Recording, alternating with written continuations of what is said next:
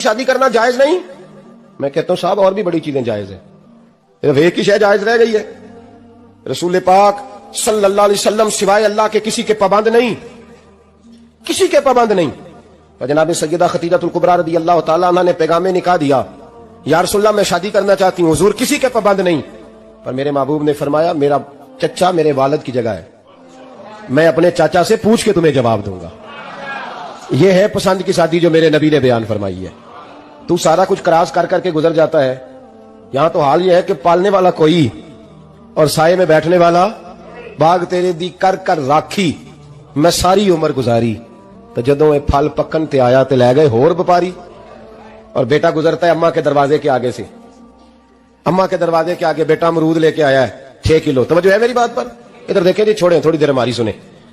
وہ امرود لے کے آیا 5-6 کلو، تو اماں کے دروازے کے قریب سے گزر گیا رات کو، تو کمائی کھانے کا ٹائم آیا نا، تو گزر گیا۔ تو وہ وزیر اعظم سے ڈرتا ہے نا، تو جا کے بی بی سے کہتا ہے بی بی کے حقوق دینا بھی رسول اللہ کی سنت ہے، لیکن یہ کیا بات ہوئی، تو نے بیوی اور ماں کا مقابلہ شروع کرا دیا؟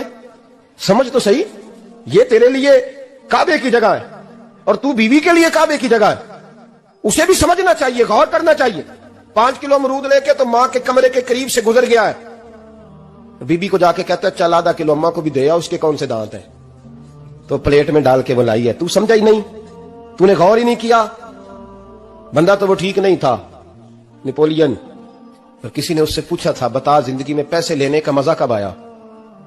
اس نے کہا کہ مجھے مزہ تب آتا تھا کہ میں اپنی ساری کمائی لا کے اپنی اماں کے ہاتھ پہ رکھتا تھا، اور پھر جب میں اپنی ماں سے تھوڑا تھوڑا خرچہ لیتا تھا نا، تھوڑا تھوڑا، توجہ ہے میری بات پہ؟ اماں جی 10 روپے دے آ جے، کہتا جب میں تھوڑا تھوڑا خرچہ لیتا تھا نا، تو مجھے یوں لگتا تھا جیسے میں بادشاہ وقت کے سامنے کھڑا ہوں اور وہ خزانے کا منہ کھول کھول کے مجھے دیتا جا رہا ہے۔ تو اس ذائقے کو سمجھ تو صحیح بھائی، تو اس کو سمجھ تو صحیح بھائی، یاد رکھیں اور غور کریں۔ ماں اور باپ، اور پھر یہ بھی سن لیں، نبی پاک صلی اللہ تعالی علیہ وآلہ وسلم نے ماں باپ کے لیے فرمایا ہما جنتک و نارک، یہی تیری جنت ہے اور یہی تیرے لیے جہنم ہے۔